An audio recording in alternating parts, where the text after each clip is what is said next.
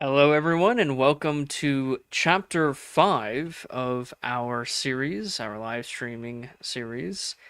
We are doing one chapter a day for 26 days straight, and today's chapter covers the War for Independence. And so this covers the years 1775 until 1784. And this chapter is divided into three sections, and each section has its own dedicated timeline. And these timelines are interactive. You can click through, and most of these are primary source documents, but also events to provide context to different things that are going on during this time period. And you can follow us on our website, www.tarpeia.us. Tarpeia is spelled Tarpeia.us. And so let's get into this chapter. So the first section is called Dissolving the Bands, which is a reference to the Declaration of Independence, where it says to dissolve the political bands which combine one people to another. And so that's what that name comes from. And we begin with King George III's proclamation of suppressing rebellion. This was issued by the king on August 23rd, 1775, and it is this proclamation which ended any and all peaceful reconciliation talks. So before this point, before August 23rd, 1775, both sides, Parliament and Congress, the Second Continental Congress, are still working towards reconciliation.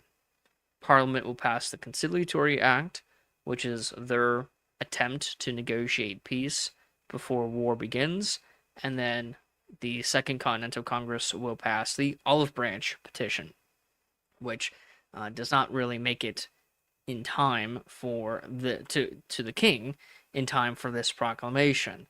So reconciliation and peace talks end before the war could even begin, and this is the very document, the very proclamation, which made reconciliation, peaceful reconciliation, impossible.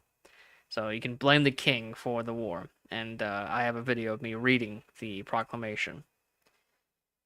Only after the proclamation does the official Olive Branch petition arrive in London. A copy did make it to London before the proclamation, but then this is the actual proclamation, or the actual Olive Branch petition. Washington will send a letter to Canada to address the inhabitants of specifically Quebec, encouraging them to support the American cause, or at least remain neutral in the conflict with Great Britain. And so this will be part of the Quebec or Canada campaign by the Continental Army. Then you have Washington. He discovers the treachery of Dr. Benjamin Church. So there's going to be a lot of spies during the American Revolution on both sides. And Washington himself will create a spy network to help him get accurate information about British troop movements and stuff like that. Here's the Prohibitory Act passed by Parliament to cut all trade between Britain and the rebellious 13 colonies. So most of the acts before this point are restricting the colonies from trading with anyone else but Britain, and now Britain itself is cutting off all trade. So this is a full embargo on the United States, or the United Colonies. The King George III will issue a second proclamation regarding the American Revolution, and this time he is encouraging Parliament to take actions to send troops and military to the Americas in order to quell the rebellion. Lord Dunmore, he is the governor of Virginia, colonial Virginia at this time, the royal governor of Virginia, and he issues this proclamation promising freedom to enslaved people who fled their rebel masters and joined the British forces, sparking both hope among the enslaved and outrage among Patriot leaders. This proclamation intensified the siege around Dunmore's shrinking stronghold at Norfolk, galvanizing Virginia rebels to isolate him by land and sea while turning the colony's conflict into a war over both liberty and slavery. Now, this did not mean that any slave could leave their master and fight for the British. Only the slaves who had rebel masters could escape their rebel masters and fight for the British. So, no, this does not end slavery or encourage slaves to leave their masters. It's only for rebel masters. So if they're not a rebel master, if it's a loyalist master, the slave wasn't allowed to leave. So some misrepresentation of Lord Dunmore's proclamations and common literature. But it does anger the rebels, the patriots. So that is true. That part of this proclamation is true. Congress would pass a resolution of secrecy, and it's just a fun little document that I added to this timeline. You also have the establishment of the Marine Corps, which I thought was interesting to include. Battle of Great Bridge, regular and loyalist troops, including former slaves, are ordered by Lord Dunmore to attack a fortified Patriot position near Great Bridge, 9 miles from Norfolk, Virginia. An eyewitness informs a friend that the king's troops gave way after sustaining considerable loss and behaving like true-born Englishmen. Here's Washington's letter to Colonel Reed. In this letter, he calls Lord Dunmore of Virginia, the governor of Virginia, the arch traitor of the rights of humanity. He does mention the slave proclamation by Lord Dunmore, but of course, Lord Dunmore is also attacking fellow Virginians who are rebels. And so it's not just about slavery, it's also about attacking your fellow Virginians. Then you have Knox's letter to Washington on moving cannons from Ticonderoga to Boston. So in the last chapter, Fort Ticonderoga is taken by Ethan Allen and Benedict Arnold, and the cannons from that fort are transported by Henry Knox all the way down. It's 300 miles in the winter, all the way down to where Washington was, which is in Boston. You have the Battle of Quebec, where American forces under Generals Richard Montgomery and Benedict Arnold launched a desperate winter assault on British-held Quebec, hoping to bring Canada into the Revolution. The attack failed. Montgomery was killed, which this is what the famous painting depicts, and Benedict Arnold was wounded, and the battered American army forced into retreat, securing Canada for Britain and ending the first American invasion of the North. At this time, the state, or the colonies, not yet states, are going to be creating their own constitutions. And so this is the very first constitution made by a colony, which is New Hampshire's Constitution of 1776, and it's being passed before independence is declared. So we're now on our way to independence. In January of 1776, Common Sense is published by Thomas Paine, and it was written to persuade ordinary colonists that reconciliation with Britain was neither possible, thanks to the king, nor desirable, and that full independence was both logical and necessary. The pamphlet attacked monarchy as corrupt, sinful, and unnatural, condemned George III directly, and argued in plain language for republican government, continental union, and America's destiny separated from Britain. It electrified public opinion, selling tens of thousands of copies in just a few months, winning support from figures like John Adams, with reservations about some of its more radical ideas. and helping shift the revolutionary movement toward independence, while loyalists, moderates, and elites, such as John Dickinson, rejected it as reckless, socially destabilizing, and dangerously democratic. So, not all of the founding fathers, in fact, many of the founding fathers, did not like common sense. Henry Knox arrives in Boston with the cannons from Ticonderoga, and Washington will use these cannons to bombard Boston from Dorchester Heights. And it is in March 1776 when Adam Smith will publish this very famous book, An Inquiry into the Nature and Causes of the Wealth of Nations. This is pretty much an inquiry, but also an argument against certain policies, especially mercantilist policies and regulation by Britain. And so Adam Smith is very much in favor of America and believes that a lack of regulations is what's best, not just for America, but also Britain, in order to allow for investment and productive growth. The British troops evacuate Boston because Washington is bombarding the city. There's a letter from Adams to Gates. John Adams wrote to General Horatio Gates, celebrating the British evacuation of Boston as a turning point in the struggle for American liberty. There's going to be lots of turning points. Adams urged Gates to stay vigilant, framing the victory not as an end, but as the beginning of a wider war for independence. South Carolina will create its own constitution in March of 1776. You have the Halifax Resolves on April 12, 1776, and this is the first time that a community authorized North Carolina's delegates to the Continental Congress, a colony,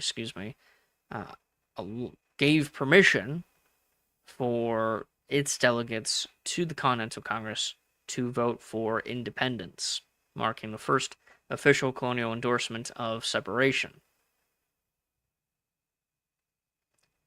Thoughts on Government by John Adams. This is a very, very interesting essay.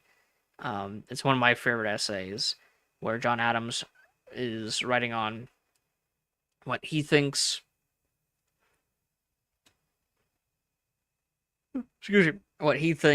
the best form of government is, and he's going to advocate for a tri-part government, a legislature, executive, and judiciary, and have a bicameral legislature, and have separation of powers, and a system of checks and balances. And he gives a more philosophical argument for why we should have these things, why you need separation of powers, and the mechanism of that, and how that will secure liberty and representation of the people. Rhode Island will renounce its allegiance to Great Britain on May 4th, 1776. Virginia will have its own convention, where it grants its delegates to the Second Continental Congress permission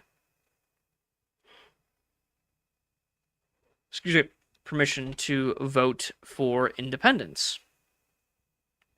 Now you have Lee's resolution. This resolution is that these United Colonies are, and of right ought to be, free and independent states, that they are absolved from all allegiances to the former crown, to the British crown, and that all political connection between them and the state of Great Britain is dissolved. So that's the first part of the resolution. The second part is to create a new form of government, and that's the third part. The second part is to have a committee made in order to start negotiating foreign alliances. As per the Lee's resolution on June 11, 1776, the Committee of Five is appointed, although this painting only has 3 men. There's actually 5 men: John Adams from Massachusetts, Benjamin Franklin from Pennsylvania, Thomas Jefferson from Virginia, Roger Sherman from Connecticut, and Robert Livingston from New York, tasked with writing the Declaration of Independence.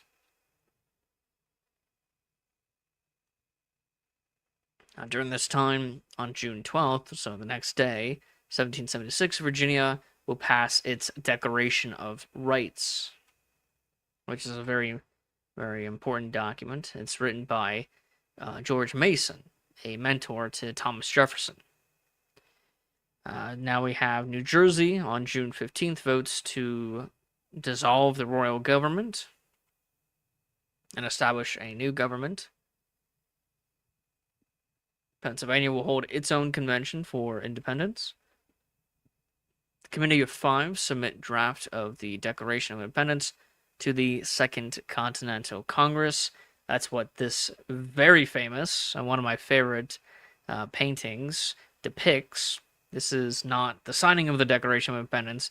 This is the Committee of Five, which are these 5 men in the middle, presenting their draft of the Declaration of Independence to the Second Continental Congress. So that's what this image, this painting, is depicting.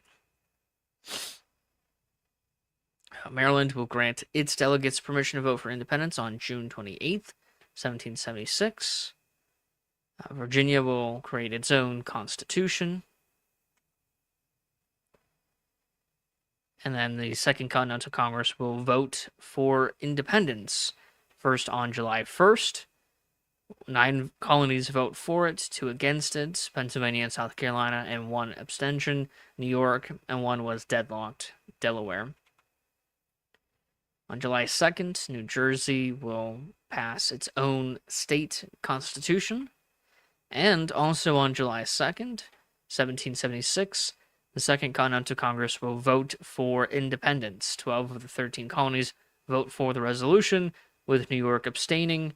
Congress declares the resolution to be in effect. So it is unanimous, because an abstention means that your vote does not count. So it's 12 out of 12. While whatever the 12 states decide, the 13th state will go with it. So it is technically unanimous, but New York didn't vote for independence because they were waiting for their state legislature to give the delegates of the Second Continental Congress the authority to declare independence, which will be done later, ironically. And then on July 3rd and July 4th, you have a debate in the Second Continental Congress over the text of the Declaration of Independence. And so this is after they voted for independence. Now they have to decide what should the text of the Declaration be.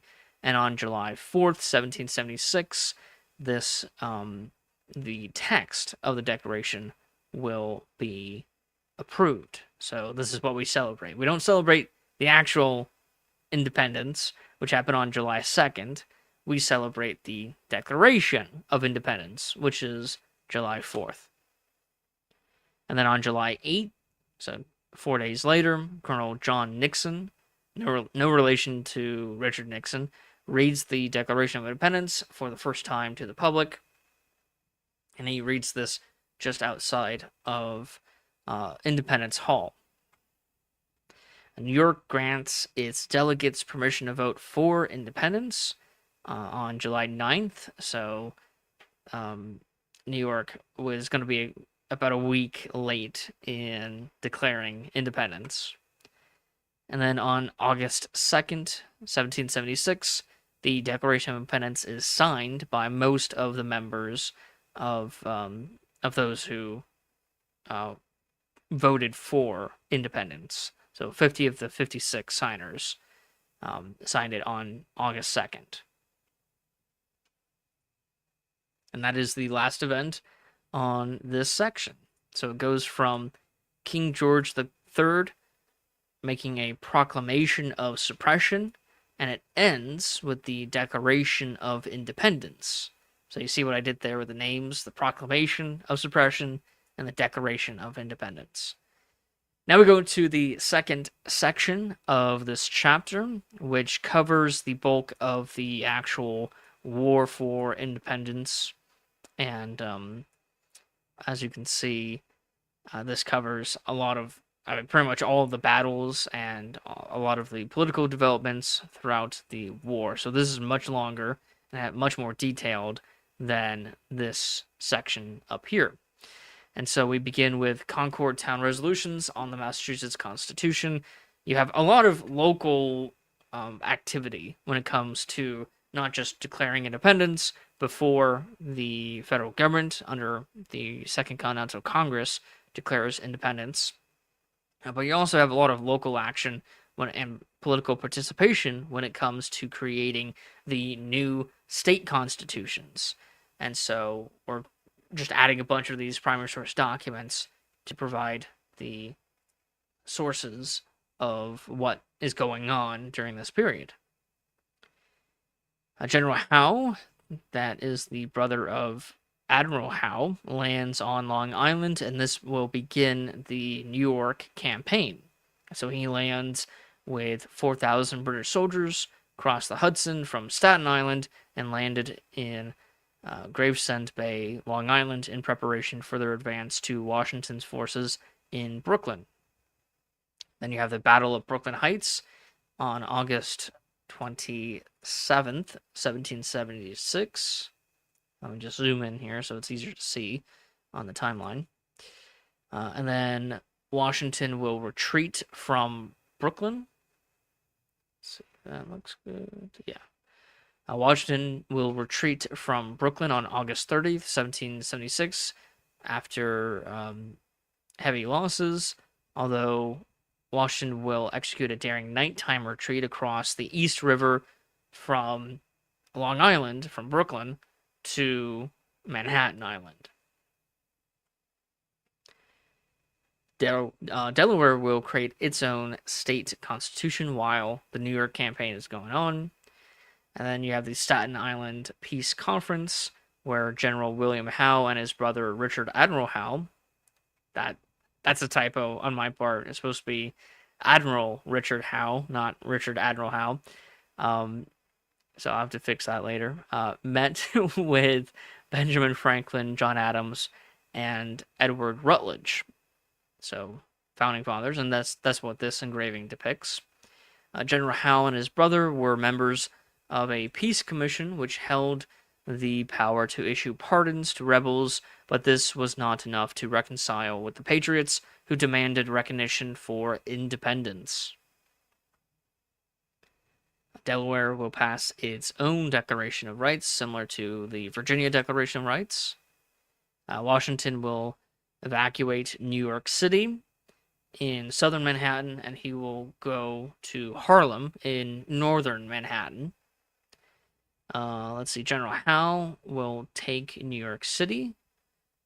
That's in southern Manhattan.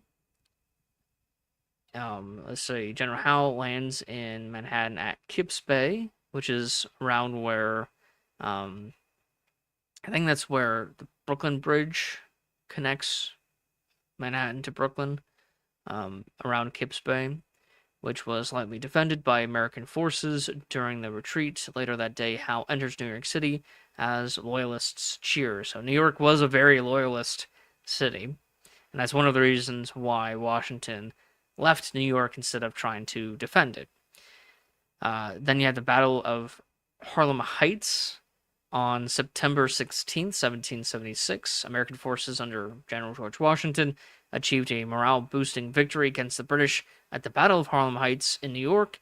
The engagement, though small, demonstrated the Continental Army's growing discipline and resilience after earlier defeats in the campaign.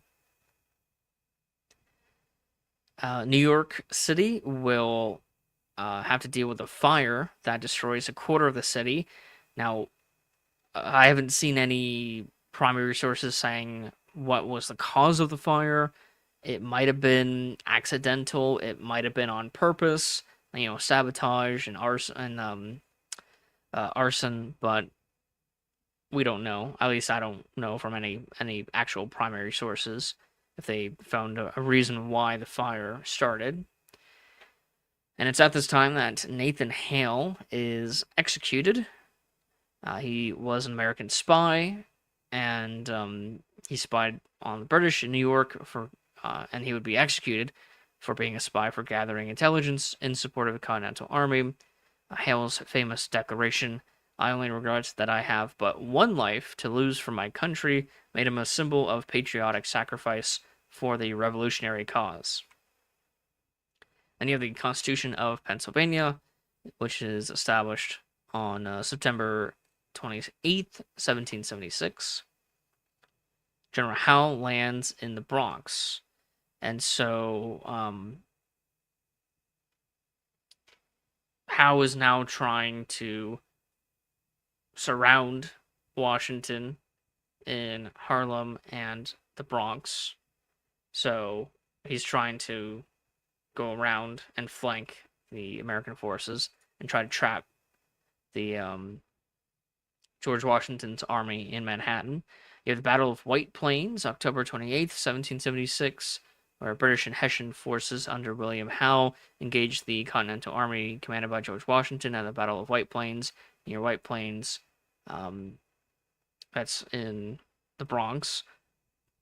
After fierce fighting, particularly around Chatterton's Hill, Washington withdrew his forces northward to avoid encirclement and preserve the Continental Army. Although the British secured the battlefield, the American retreat prevented the destruction of the army and allowed the revolutionary cause to continue following a difficult campaign. You have Maryland's Constitution of 1776. You have the Battle of Fort Washington. This is in Harlem, and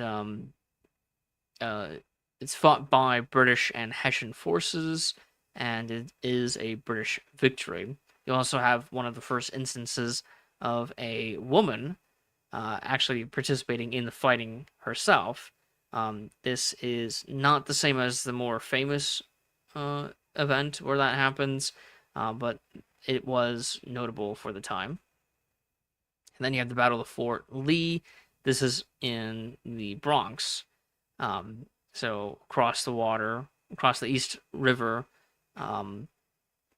from Harlem. And so this followed the fall of Fort Washington, where Continental forces abandoned Fort Lee in New Jersey.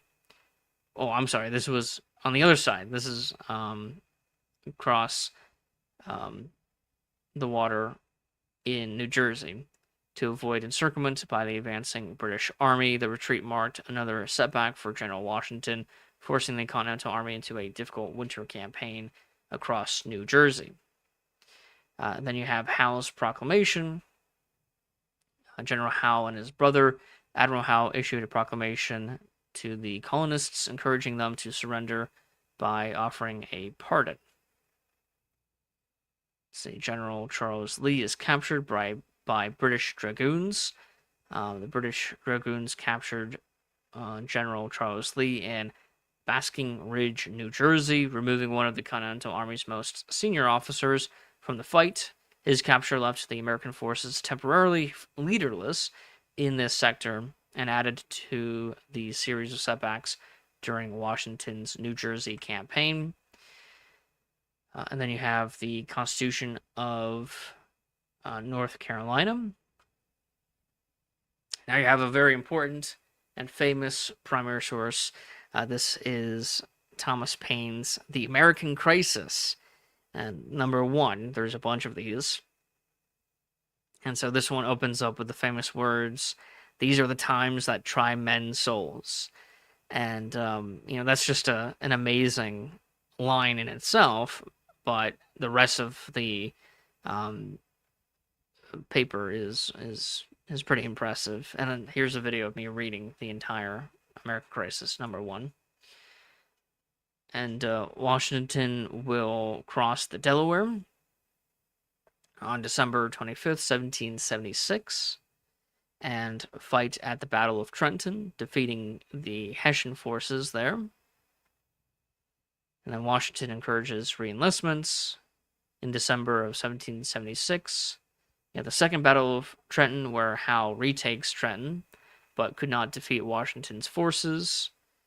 During the night after the battle, Washington moves his forces from Trenton to Princeton, and then Washington wins at the Battle of Princeton.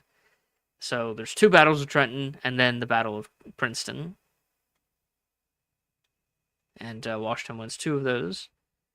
Now, Washington establishes winter quarters at Morristown, New Jersey, in order to keep an eye on Howe. Thomas Paine will write The American Crisis #2, talking about the victories at Trenton and Princeton. Congress will authorize the printing of the Declaration of the names of the signers, and so the Second Continental Congress will publish this. This is the Mary Catherine Goddard printed version of the Declaration of Independence with the signatories at the bottom. So this is the first time that the names are actually seen with the text. And then George Washington will make a proclamation about the people who are swearing allegiance to Great Britain, mostly being forced to by General Howe. And so Washington is saying, hey, I know you guys were forced to swear allegiance to Great Britain, but I'm giving you this opportunity to switch sides now. And so this will help bolster the patriotic side by convincing many colonists who were forced to be loyal to the British to switch sides. You have the Georgia Constitution of 1777, American Crisis #3, talking about continuing the fight. New York's Constitution of 1777, Burgoyne arrives at Quebec. So General Burgoyne, he's a British general. He is a subordinate to General Howe, and he arrived with General Howe and also General Clinton, and he'll become important later in New York. And then they will, General Howe will send Burgoyne all the way around to Canada, to Quebec, for Burgoyne to raise a force, and then march south back to New York. And this will be a devastating decision for the British. This is what loses the British, this decision right here, to split the British force and to have them separated from each other and far away from each other. And General Howe, he could have marched north while Burgoyne marched south and took on Washington's forces from two fronts, and they would have been able to support each other. But instead of doing that, which would have been the smart strategic thing to do, Burgoyne would be left alone, and Howe will sail out of New York and go all the way around the Chesapeake into Maryland at Baltimore and attack Philadelphia. So that is not a very smart decision by General Howe, and we'll see why leaving Burgoyne by himself in New York. He's marching down from Quebec through New York, and you see why that is a terrible decision. So Burgoyne, he departs St. John's, south along Lake Champlain, from Canada to modern-day United States. Howe crosses into New Jersey. After concentrating his troops in New York City, General Howe marches roughly 18,000 soldiers into New Jersey to force a battle with Washington. And the British will occupy Crown Point. Howe will reach the Somerset Courthouse in Millstone, New Jersey, attempting to force Washington into battle. Washington refuses to fight Howe, and Howe is forced to abandon the campaign and return to New York City.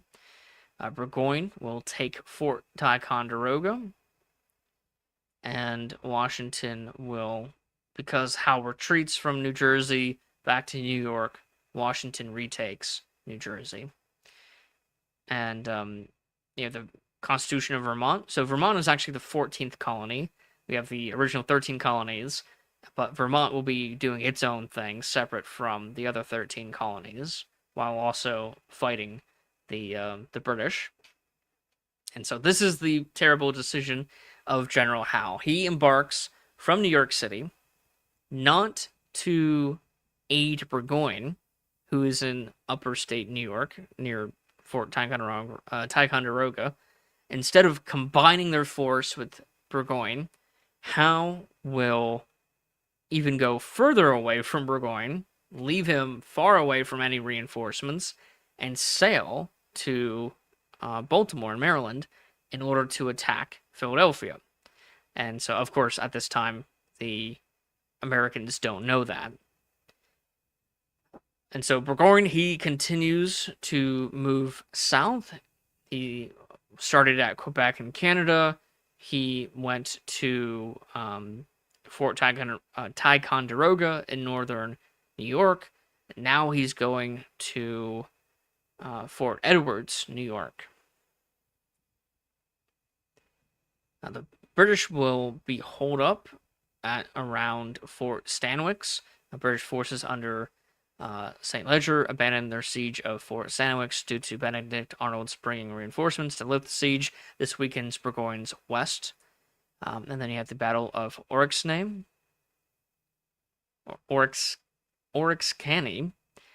where Tryon County militia under Brigadier General Nicholas Herkimer attempted to relieve Fort Stanwix and were ambushed in a ravine by British Allied forces of loyalists and native warriors supporting Barry St. Ledger. The fighting was among the bloodiest of the war, with approximately 450 American casualties killed, wounded, or captured, and about 150 to 200 British and native casualties, crippling the relief column, but failing to save the British campaign in the Mohawk Valley. You have the Battle of Bennington. Burgoyne sent Baum to take Bennington, Vermont, and secure supplies. Baum's forces were defeated by American militia with 1,000 British and Hessian losses, along with many supplies and native allies defect. So Burgoyne in northern New York, he's having a terrible time. He's losing on all fronts of his campaign. And again, Howe is nowhere near Burgoyne. He's actually further than he was by disembarking from New York and going all the way around to the Chesapeake. So it would have been smart if Howe marched north while Burgoyne marched south, and they would have met up, supported each other, secured supplies, and then marched to New Jersey with a massive army, fully supplied, and with the north secured to attack Washington. But they don't do that. They divide up their own forces, and then they continue to divide up their own forces individually, especially Burgoyne, and each of those small detachments gets defeated, and that weakens the overall campaign. So you should never divide up your forces like that.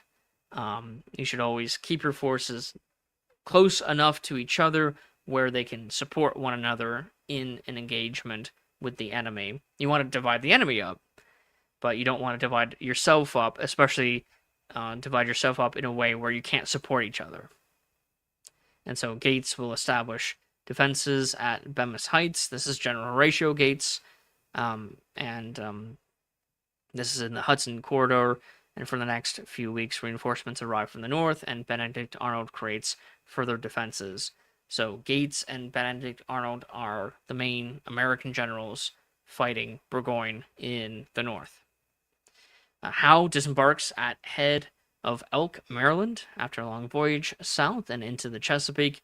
General Howe disembarks his forces in Maryland in preparation to attack Philadelphia, the seat of the Continental Congress. And so Washington, he now knows where Howe is, and he knows what the target is. And so Washington marches from New Jersey all the way to Pennsylvania and to Philadelphia to set up fortifications and defenses in places like Brandywine, which is just south of Philadelphia. And so here is the Battle of Brandywine, which happened on September 11th, 1777. British forces under General William Howe defeated General George Washington's Continental Army at Brandywine in Pennsylvania. The loss allowed the British to capture Philadelphia, the revolutionary capital, but the Continental Army remained intact. So the British, they might be winning all these battles, but they're not actually winning any actual objectives. Their objectives are taking land, but it's not about taking land, it's about defeating your enemy. And so if you take the land, but your enemy's still out there, then you actually didn't win anything.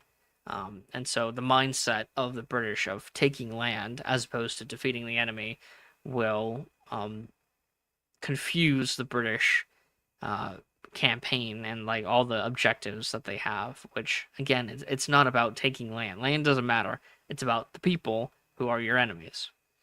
Thomas Paine will write American Crisis number 4, talking about the most recent events like the Battle of Brandywine. Burgoyne will cross the Hudson, severing his line of retreat to Canada and supply lines in preparation of the Saratoga campaign. First Battle of Saratoga, which is the Battle of Freeman's Farm, near Stillwater, New York. British forces under Major General John Burgoyne clashed with American troops commanded by Major General Horatio Gates, with Benedict Arnold directing aggressive counterattacks that repeatedly checked the British advance. Although tactically inconclusive, the battle inflicted heavy British casualties, about 600 killed, wounded, or captured, versus roughly 300 American casualties, stalling Burgoyne's army and setting the conditions for its eventual defeat at Saratoga. The British are able to seize Philadelphia on September 26, 1777, after the Battle of Brandywine. Here's the Battle of Germantown. Washington led the Continental Army in an ambitious attack on British forces at Germantown, Pennsylvania. Despite initial successes, confusion and heavy fog contributed to an American defeat, though the assault demonstrated the growing skill and determination of the Revolutionary forces. Then you have the second battle of Saratoga, the Battle of Bemis Heights, also near Stillwater, New York. British forces under Major General John Burgoyne launched a reconnaissance in force and were decisively counterattacked by American troops commanded by Horatio Gates and Benedict Arnold, leading a ferocious assault that shattered the British line and mortally wounded Brigadier General Simon Fraser. The Americans inflicted roughly 600 British casualties, while only suffering about 150. This forced Burgoyne to retreat north, and making his surrender 10 days later inevitable. And so Burgoyne is encircled, following the Battle of Bemis Heights. Burgoyne is at Saratoga, where he's surrounded, and then about a week later, on October 17th, 1777, Burgoyne surrenders at Saratoga. And this battle is like the most important battle of the war, because this battle convinced the English victory in this battle is what convinced the French to get involved and support the Americans.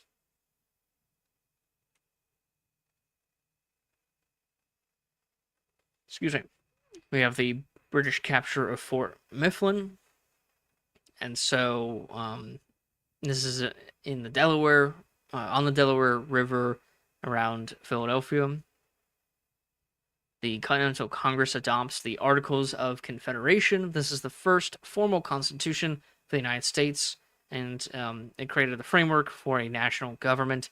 The Articles emphasized state sovereignty while granting limited powers to Congress, reflecting the colony's wariness of central authority, although this will not be ratified for many years because it needs to be ratified by all states.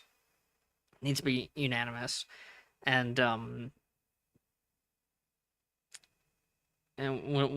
with this, it was drafted by John Dickinson, and one of the reasons why John Dickinson was not in favor of immediate independence, he wanted to postpone it at least a little bit before or until after he was able to create this Articles of Confederation. And one of the major flaws of the Articles of Confederation was the fact that the federal government could not raise taxes, and so it depended on states to give the national government money, which some states, like Rhode Island, didn't give any money, despite Rhode Island benefiting from the war effort. So, yeah, this is one of the major flaws of the Articles of Confederation, which will become a problem later. Here's the skirmish of White Marsh, November 16, 1777. Howe probes Washington's defensive position north of Philadelphia, but doesn't commit to a full offensive, and he returns to Philadelphia. While Howe is going to encamp at Philadelphia, Washington is going to encamp at Valley Forge. Here's the Treaty of Alliance with France. So after the Battle of Saratoga, the French join the war, and they pass these two documents, two treaties, Treaty of Alliance, and then Treaty of Amity and Commerce. So one is a military alliance, the other is a trade agreement. Here's South Carolina's state constitution of 1778. Thomas Paine will write The American Crisis No. 5 in March of 1778 and talks about the victory at Saratoga and the French entering the war. Baron von Steuben arrives at Valley Forge. He is a Prussian officer, and he will join Washington's staff, and he will standardize drills, tactical reforms, and officer conduct, which will turn Washington's ragtag Continental Army into a more professional fighting force. And so Baron von Steuben is a very important person in the historical tradition of the army. And so he'll create things like the Blue Book, which is still used by the army today, although it's been rewritten. And then General Clinton arrives to take command. General Howe resigns his post as British commander in North America following the defeat of Saratoga, and he stays in Philadelphia until after the preparation. Until after the preparation of the evacuation of Philly. General Clinton arrives to replace Howe, and he brings with him a new strategy for the war now that France has joined. And his strategy will be to sit still and just let someone else fight. So, not really a good strategy. And so from June 5th to June 18th, the British will evacuate Philadelphia and march through New Jersey on their way back to New York. And so the whole campaign was just a waste of time and resources and didn't achieve anything for the British to sail around the Chesapeake into Maryland and then fight at Brandywine, take Philadelphia. It didn't achieve anything for the British except divide their forces and let Burgoyne be alone without any reinforcements and lose, and then get the French to join the war. So, not the best strategy. Now, it's when the British are on the march from Philly to New York that Washington will march out of Valley Forge, and he will intercept the British forces marching from Philly to New York at the Battle of Monmouth. And so this is a very important battle. And here's a cool painting painted by Emanuel Lutz. In this battle, Washington engaged British forces at the Battle of Monmouth in New Jersey, resulting in one of the largest battles of the Revolutionary War. Although tactically inconclusive, the battle demonstrated the improved discipline and resilience of the American army following the Valley Forge encampment. So the French army is getting weaker, while the American army is getting stronger and more professionally trained. You have the Wyoming Valley Massacre in Wyoming Valley in northeastern Pennsylvania. British commander Major Butler and Iroquois warriors consisting of about 800 men engaged an American force under Colonel Butler, no relation to each other, of about 400 men. After the battle, the Americans fled, only to be cut down with 300 of them dying. Even when there's another typo, even when some were surrendering. The French fleet arrives. This is just the fleet, not the army, by Admiral Charles Hector. Comte d'Estaing arrives with a French fleet as the first French intervention of the war, although he does not arrive with soldiers for any land battles. Clinton's army will reach New York City on July 12, 1778. This is the same army that was fleeing from Philadelphia across New Jersey, where they got attacked by Washington at Monmouth. And this will begin General Clinton's new strategy for the war, which is just to stay in New York City and not fight Washington, and send someone else down to the south in order to start a new front, which is the Southern Front. So this is the end of the Northern Campaign, which is July 12, 1778, and now you'll begin the Southern Campaign. Let's see at this time. Whoops.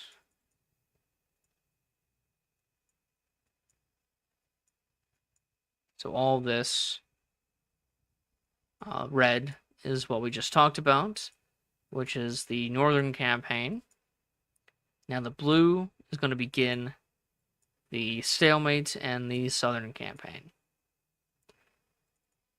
So we begin with the Franco-American Rhode Island Campaign. American and French forces attempt to retake Newport, Rhode Island. However, a storm scattered the French fleet, and the American forces were unable to take Rhode Island. The Treaty of Fort Pitt, which established the first formal agreement between the United States and the Lenape, the Delaware Nation. The treaty promised peace, trade, and mutual support, while also allowing the U.S. to build a fort in Lenape territory, marking an early attempt at diplomatic relations with Native Americans during the Revolutionary War. So some of the used to have been allies of the British are now switching sides to the Americans.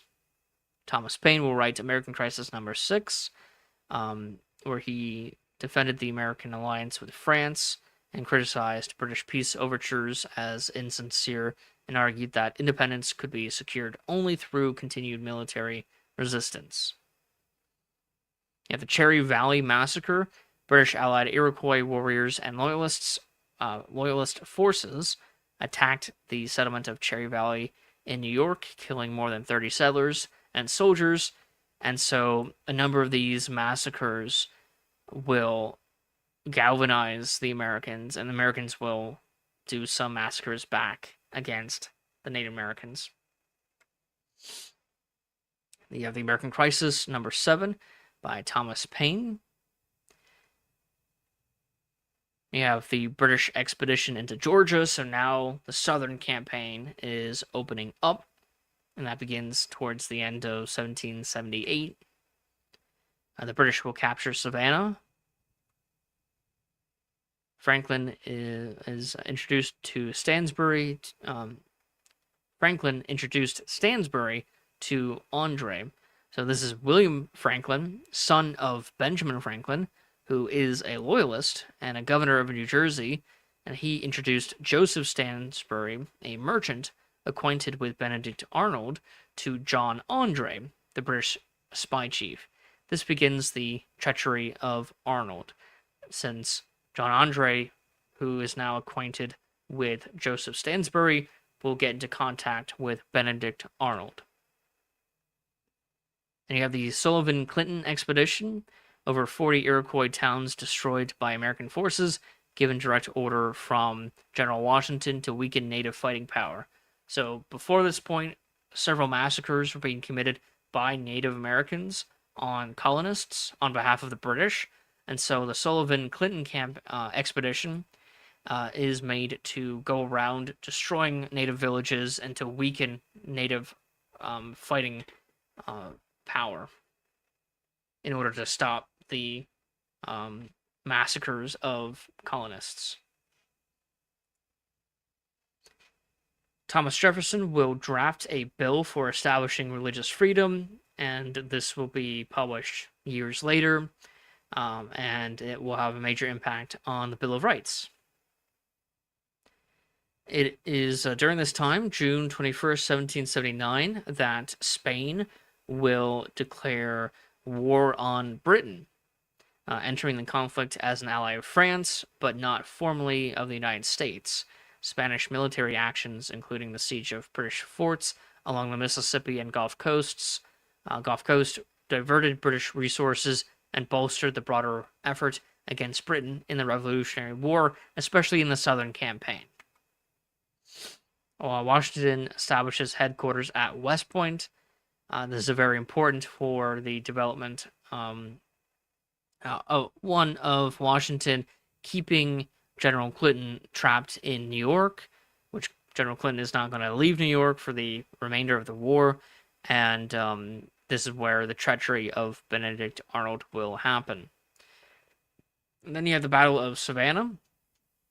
American and French forces attempted to recapture Savannah, Georgia, from the British, and were repelled. Washington establishes headquarters at Fort Manson in Morristown. Washington established his headquarters at the Ford Manson, I said that wrong. It's Ford Mansion in Morristown, New Jersey, while the army encamped in the nearby woods, Jockey Hollow. This served as his base during the harsh winter of 79 to 80 and is one of the best documented Revolutionary War headquarters. The American Crisis, number 8, is published by Thomas Paine, and he talks about the hardships of towards the end of the war, and he encouraged the Americans to persist. And interesting, during this time, Pennsylvania will pass an act to abolish slavery.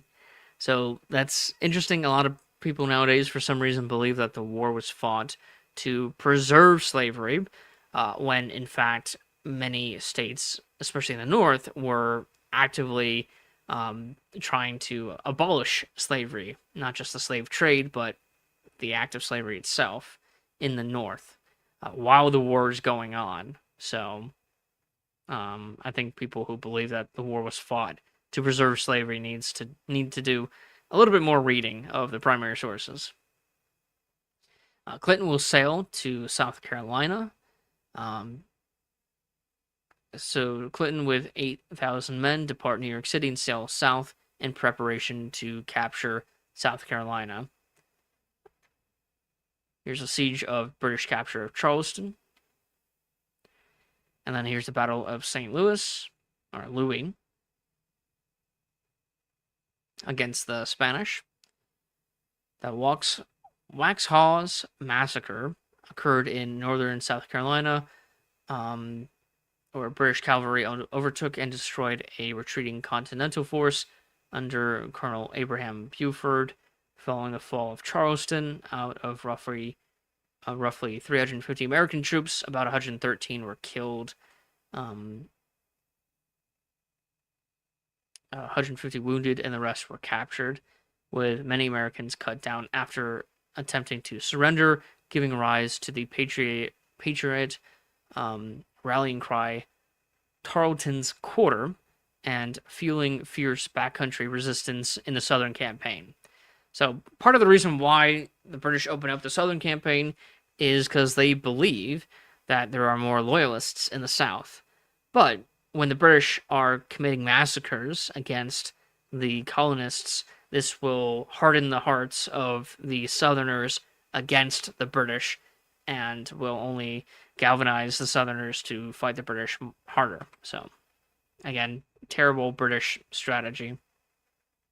Thomas Paine will write American Crisis number 9, and this is written during the harsh and the military setbacks and economic strain of the war, especially with the opening of the Southern Campaign and the loss of some of the capitals of southern states. Massachusetts will create its constitution, written by John Adams, and have it passed on June 15th, 1780. The first French reinforcements arrive. This is the first army reinforcements, and they only arrive at the war at pretty much the end of the war. This is now July 10th, 1780. The war is only going to last another year. So, French, they were important, but at the same time, they didn't fight that many battles.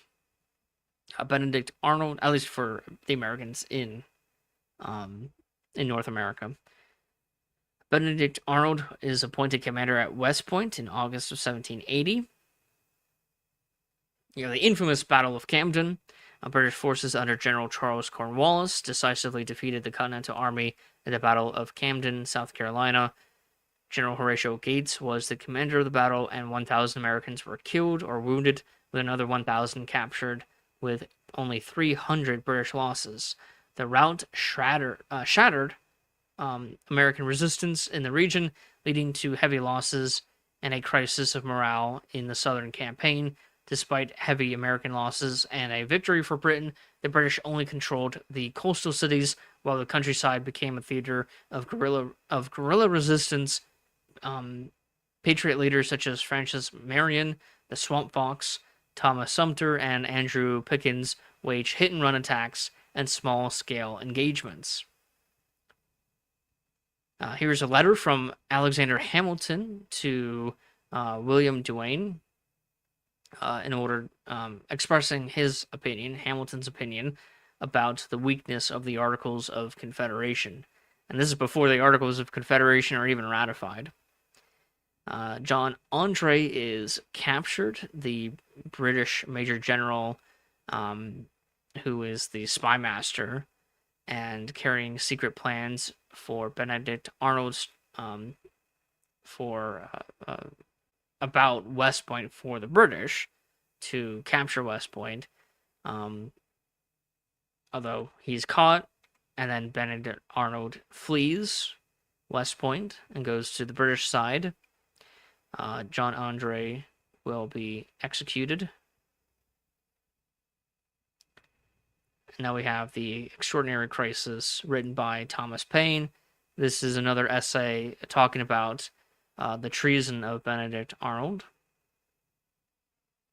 Here is a letter to the inhabitants of America. This is Benedict Arnold trying to justify his treason and denouncing the American Revolution. And that this will begin the end of the actual revolution, the fighting in 1781, with the last module of this section, The World Turned Upside Down. So now Benedict Arnold, he is a British officer, and he will lead raids on places like Richmond. He will retreat from Richmond January 19th, 1781. So the Americans really hate Benedict Arnold at this point. The Articles of Confederation are ratified on March 1st, 1781, and on the same day they elect the first president of the Congress, which is Samuel Huntington. The Spanish will siege and capture Pensacola, Florida, from the British. And then you have the Battle of Petersburg. This is Petersburg, Virginia, in a series of skirmishes aimed at disrupting British supply lines. Though inconclusive, the actions weakened British control in the region and demonstrated growing coordination between Continental and French forces.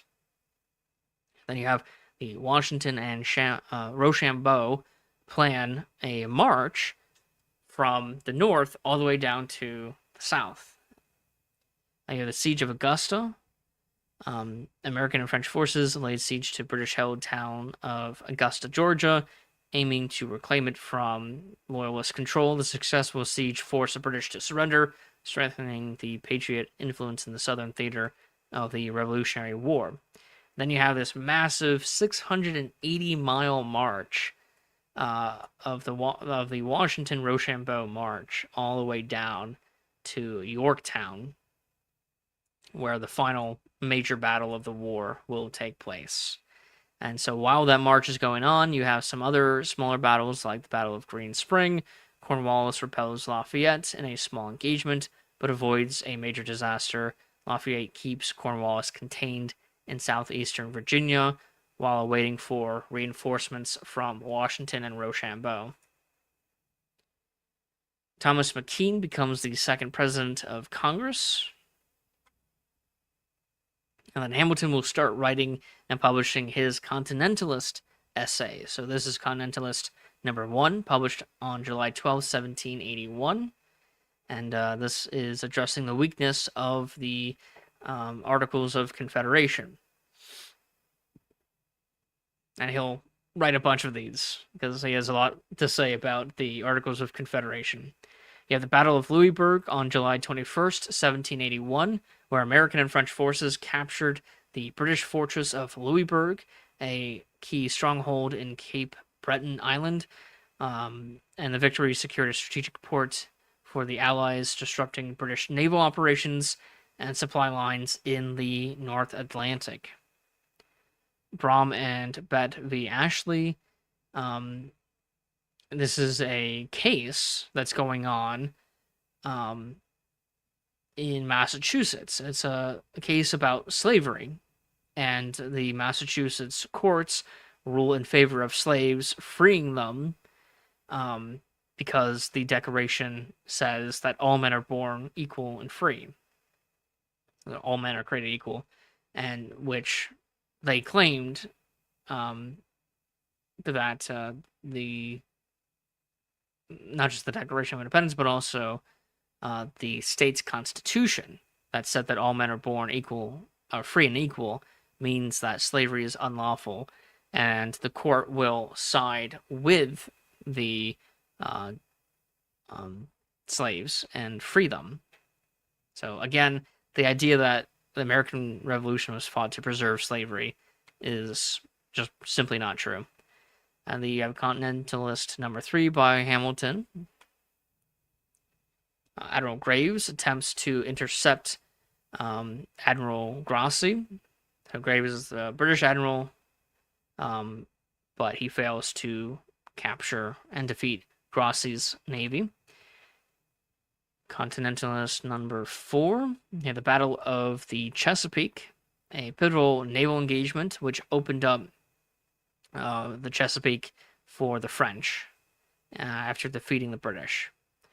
And this allowed for the French and British, or the French and the Americans with Washington and Rochambeau to meet at Yorktown and surround Cornwallis in the city. And so the siege of Yorktown begins in late September, and will last until late October, where on October 19th, 1781, Cornwallis will surrender Yorktown, and this is the final major battle of the war.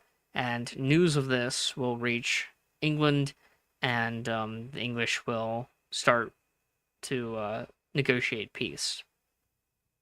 John Hanson will become the third president of Congress, and he will oversee the last stages of the war before peace talks. The troops will evacuate Wilmington, North Carolina. So after the Battle of Yorktown, the British are now leaving the South. Lord North hears about the surrender at Yorktown on November 25th, 1781. That's when news arrived. And he will resign because of this. You have the first motion to end the war. So this is a motion in Parliament to end the war. So this is a motion in Parliament to end the war. And at the same time, you have the naval battle of Usaint, a French and British ships battle off the west coast of Brittany for the second time during this war. Congress opens the Bank of North America. This is the first national bank, and it will help establish financial credit and stabilize the wartime economy. You have the second motion in Parliament to end the war. And then with the third motion, Parliament finally approves to end the war with America. The King will reply to Parliament, and he will talk about his regrets for wanting to end the war. And he says, having no other objective at heart other than the tranquility, felicity, and prosperity for my people, you can be assured that as a result of your advice, I will take those measures which will seem to contribute the most to the reestablishment of harmony between Great Britain and the revolted colonies, which is so essential to the prosperity of both, and that my efforts will be directed in the most efficacious manner against our European enemies until such a peace can be obtained and will be in agreement with the interests and permanent well-being of my realm.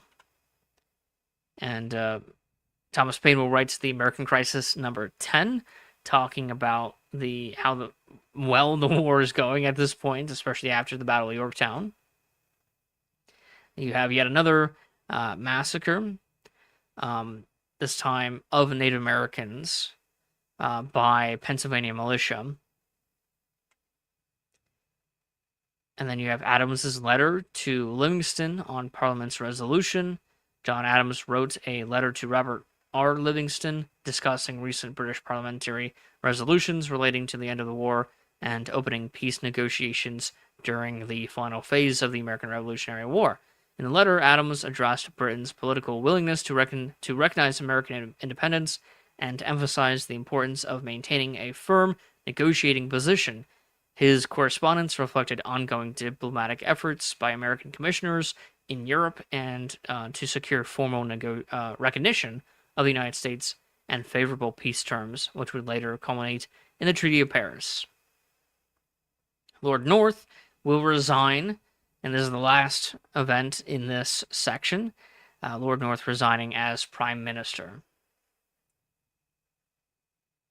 Now we go into the third and final section of this chapter, which is called Novus Order Seclorum, from 1782 to 1784, and this means New Order of the World. So it's the New Worldly Order, and or the New World Order, and this will be in reference to the establishment of a republic and the recognition of American independence.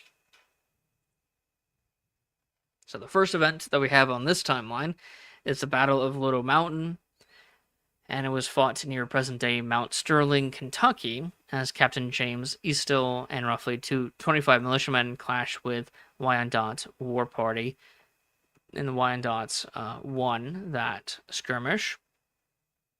Rockingham becomes Prime Minister following the resignation of Lord North, and the Whigs take back Parliament, and they will be the ones who will negotiate peace with America.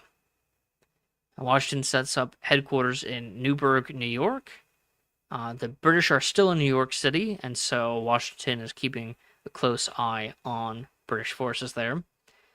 Thomas Paine writes an essay called The Necessity of Taxation, which is kind of an ironic essay, given how we just fought a war And one of the main reasons why the war was fought was taxation. Of course, it was about representation before taxation, not taxation itself. At least within the Declaration of Independence. And so the federal government now has to think about how it's going to govern the new states of the United States that are no longer colonies. And so informal peace negotiations begin in April of 1782. And this is when Richard Oswald, the British Peace Commissioner, arrives in Paris and meets Benjamin Franklin, the senior American representative in France. You have a naval battle in the Sands. British victory over the French in the Caribbean secures them productive sugar islands in the Lesser Antilles. So fighting is still going on, especially between England and the other European powers like Spain and France, even though fighting between British and American forces has pretty much ended. Hamilton will continue writing his Continentalist essays. The Netherlands will recognize American independence on April 19th, 1782. American and Spanish forces capture Nassau, Bahamas. Thomas Paine is continuing to write the American Crisis series. This is American Crisis number 11. And he will write the Supernumerary Crisis. There's going to be 2 of these essays. And here's an interesting European document written and published in Europe about the American War for Independence. It's a fictional letter, and it's reflections on the like the perspective of an American farmer, but in a way that Europeans can understand. So it helps shape early European perspective of the United States. Shelburne will become prime minister following the death of Rockingham, and he will continue the peace negotiations. Here's a Continentalist number 6 by Hamilton, which, again, the Continentalist essays are complaining about the Articles of Confederation. British troops will evacuate Savannah, Georgia on July 11th, 1782. Again, this is part of the British evacuating the South, and soon they will be evacuating the North as well. And this is the first formal meeting between Britain and America for peace. And the talks involved American commissioners like John Adams, Benjamin Franklin, and John Jay negotiating with the representatives from Great Britain. In the Battle of Blue Licks, British and their native allies defeat Daniel Boone near Lexington, Kentucky. So there's still some skirmishes going on, especially in the frontier. And you have the American Crisis number 12.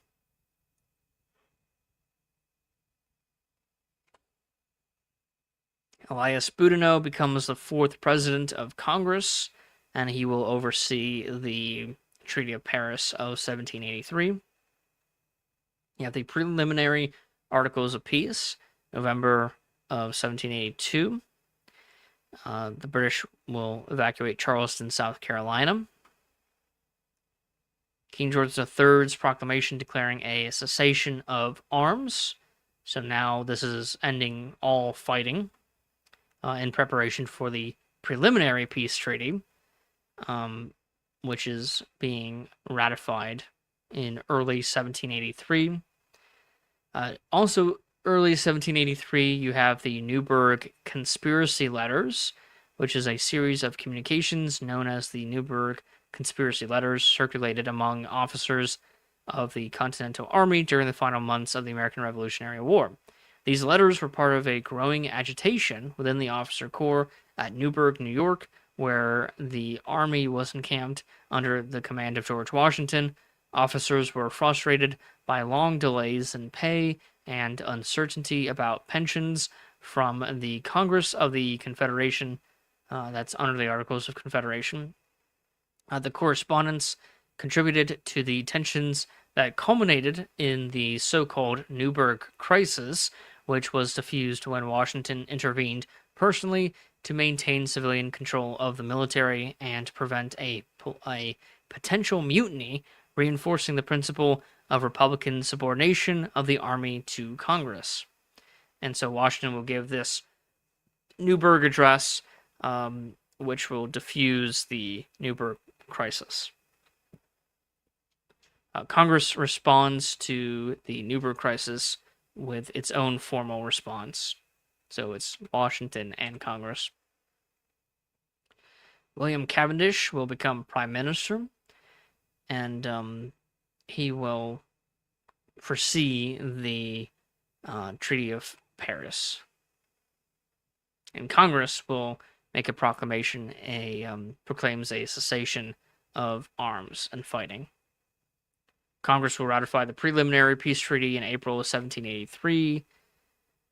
And then the Congress, this is Congress under the Articles of Confederation, will pass a resolution calling for a impost tax of 5% federal tariff proposal, and it failed to pass because bills in the federal government under the Articles of Confederation need to have unanimous support, which it doesn't.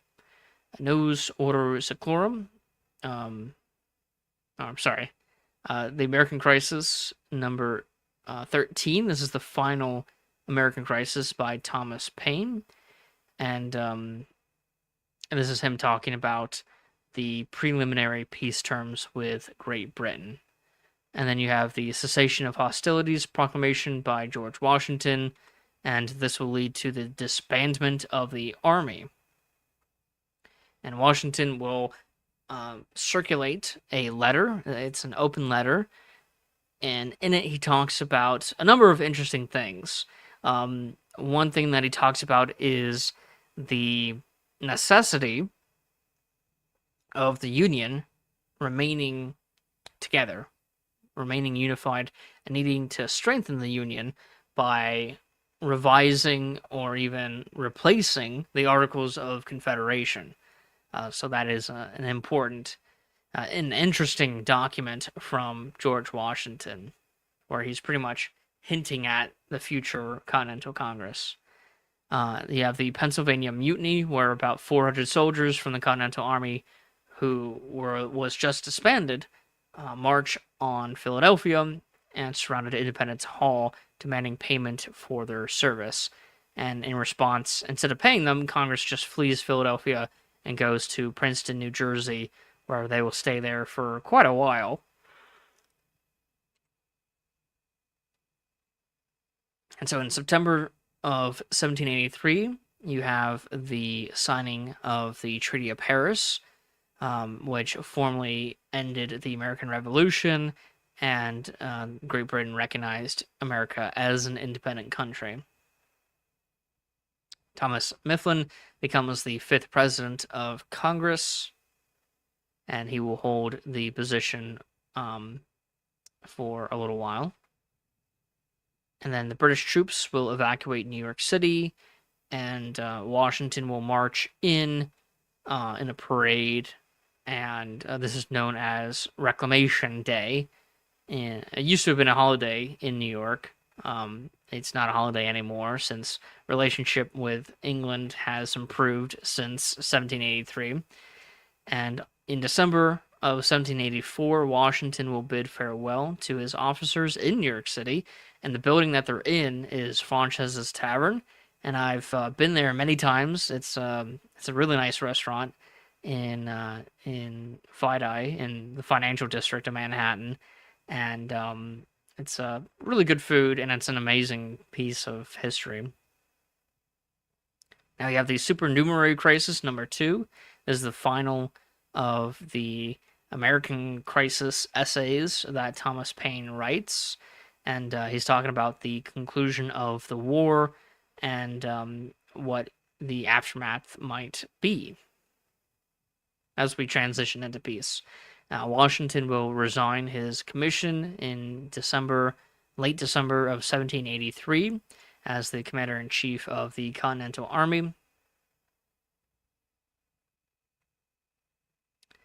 And then the very last document that we have on the timeline is the proclamation from Congress ratifying the Treaty of Paris of 1783, which happens on January 14th, 1784. And so this is when the war officially ends, because the treaty has to be ratified. And so this is when the treaty was ratified. So that's why we have it going from this revolutionary chapter and the era ending in 1784 instead of simply 1783. So this will conclude the revolutionary era. It concludes this chapter on independence, and right before I end the live stream, I'm actually going to read the entire text of the Declaration of Independence. So on the timeline, you have these read document buttons. You click on that, and it will take you to the full text of the document. And so here is the reading of the Declaration of Independence. In Congress, July 4th, 1776, the unanimous Declaration of the 13 United States of America. When, in the course of human events, it becomes necessary for one people to dissolve the political bands which have connected them with another, and to assume among the powers of the earth the separate and equal station to which the laws of nature and of nature's God entitle them. A decent respect to the opinions of mankind requires that they should declare the causes which impel them to the separation. We hold these truths to be self-evident, that all men are created equal, that they are endowed by their Creator with certain unalienable rights, that among these are life, liberty, and the pursuit of happiness, that to secure these rights, governments are instituted among men, deriving their just powers from the consent of the governed, that whenever any form of government becomes destructive of these ends, it is the right of the people to alter or to abolish it, and to institute new government, laying its foundation on such principles and organizing its powers in such form as to them shall seem most likely to affect their safety and happiness. Prudence, indeed, will dictate that governments long established should not be changed for light and transient causes, and accordingly all experience hath shown that mankind are more disposed to suffer, while evils are sufferable, than to right themselves by abolishing the forms to which they are accustomed. But when a long train of abuses and usurpations, pursuing invariably the same object, evinces a design to reduce them under absolute despotism, it is their right, it is their duty, to throw off such government, and to provide new guards for their future security. Such has been the patient sufferance of these colonies, and such is now the necessity which constrains them to alter their former systems of government. The history of the present King of Great Britain is a history of repeated injuries and usurpations, all having in direct object the establishment of an absolute tyranny over these states. To prove this, let facts be submitted to a candid world. He has refused his assent to laws the most wholesome and necessary for the public good. He has forbidden his governors to pass laws of immediate and pressing importance, unless suspended in their operation till his assent should be obtained, and when so suspended, he has utterly neglected to attend to them. He has refused to pass other laws for the accommodation of large districts of people, unless those people would relinquish the right of representation in the legislature, a right inestimable to them and formidable to tyrants only. He has called together legislative bodies at places unusual, uncomfortable, and distant from the depository of their public records for the sole purpose of fatiguing them into compliance with his measures. He has dissolved representative houses repeatedly for opposing with manly firmness his invasions of the rights of the people. He has refused for a long time after such dissolutions to cause others to be elected, whereby the legislative powers, incapable of annihilation, have returned to the people at large for their exercise, the state remaining in the meantime exposed to all the dangers of invasion from without and convulsions within. He has endeavored to prevent the population of these states for that purpose of obstructing the laws for naturalization of foreigners, refusing to pass others to encourage their migrations hither, and raising the conditions of new appropriations of lands. He has obstructed the administration of justice by refusing his assent to laws for establishing judiciary powers. He has made judges dependent on his will alone for the tenure of their offices and the amount and payment of their salaries. He has erected a multitude of new offices and sent hither swarms of officers to harass our people and eat out their substance.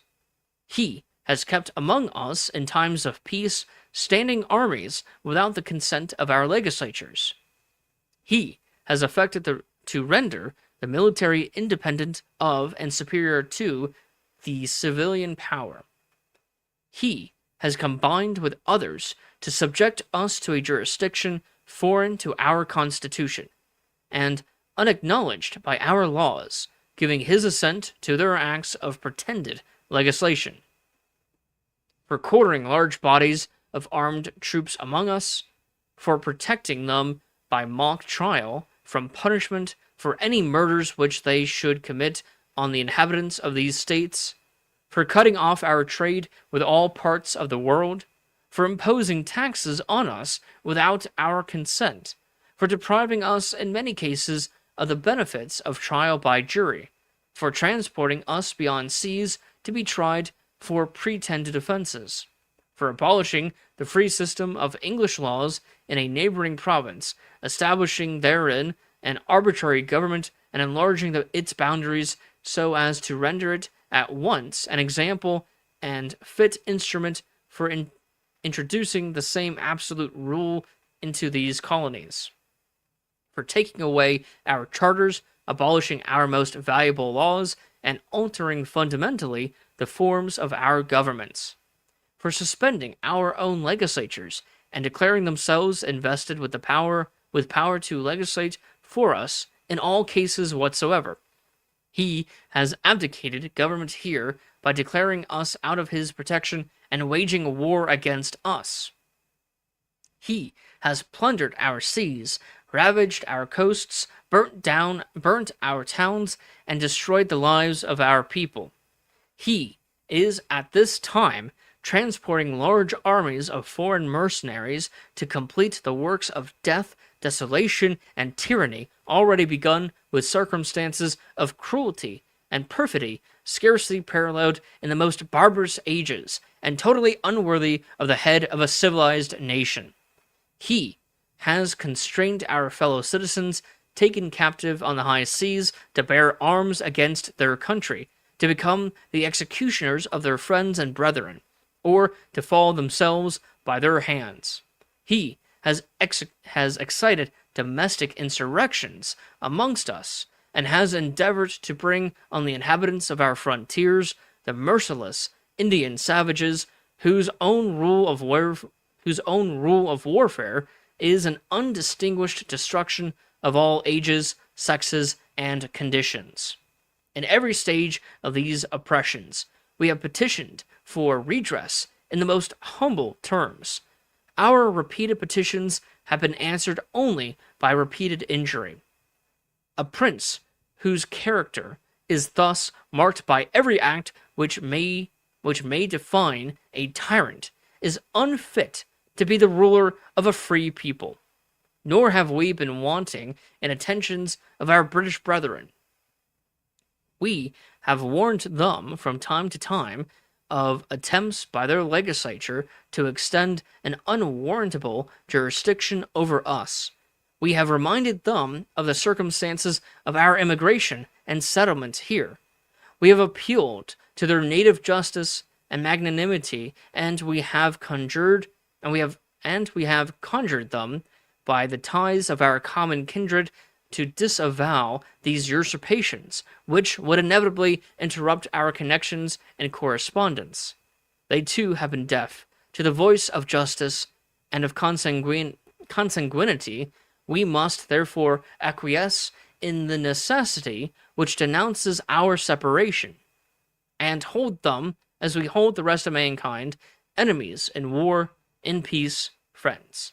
We, therefore, the representatives of the United States of America, in Congress, in General Congress, assembled, appealing to the Supreme Judge of the world for the rectitude of our intentions, do, in the name and by authority of the good people of these colonies, solemnly publish and declare that these united colonies are, and of right ought to be, free and independent states, and that they are absolved from all allegiance to the British Crown, and that all political connection between them and the state of Great Britain is and ought to be totally dissolved, and that as free and independent states, they have full power to levy war, conclude peace, contract alliances, establish commerce, and to do all other acts and things which independent states may of right do. And for the support of this declaration, with a firm reliance on the protection of divine providence, we mutually pledge to each other our lives, our fortunes, and our sacred honor. Whew, what a document. What a document. So thank you for listening to this live stream. We covered chapter 5 of our compendium. It is the second and final chapter of the Revolutionary Era, and I hope you join me tomorrow for chapter 6, which is the first chapter of the Founding Era, where we cover the creation of the Constitution. So, thank you for listening. If you want to check out our website, you can at www.tarpeia.us. Tarpeia is spelled Tarpeia.us, and this is the compendium. This specifically is chapter 5 of our compendium, and we are an educational nonprofit, a 501c3, so all donations are tax deductible. If you want to give a large contribution, you can email me at mark with a K at Tarpeia, Tarpeia.us, mark at Tarpeia.us, and I can provide you with more information about the charity, such as our EIN and address, if you're like donating through a donor advised fund or something like that. And so yeah, please contribute to the charity. We are making resources like this compendium. It is free for anyone to use. Anyone can access it. There's no advertisement on our site. There's no paywall. There's no special access needed to access these resources. And we have thousands of primary source documents organized in this interactive timeline that you can look through. And yeah, so thank you for watching this live stream. Please join me tomorrow for the next chapter, chapter 6, and I'll be talking about the creation of the Constitution. And so thank you again for watching, and I hope to see you tomorrow. So thank you, and have a nice day.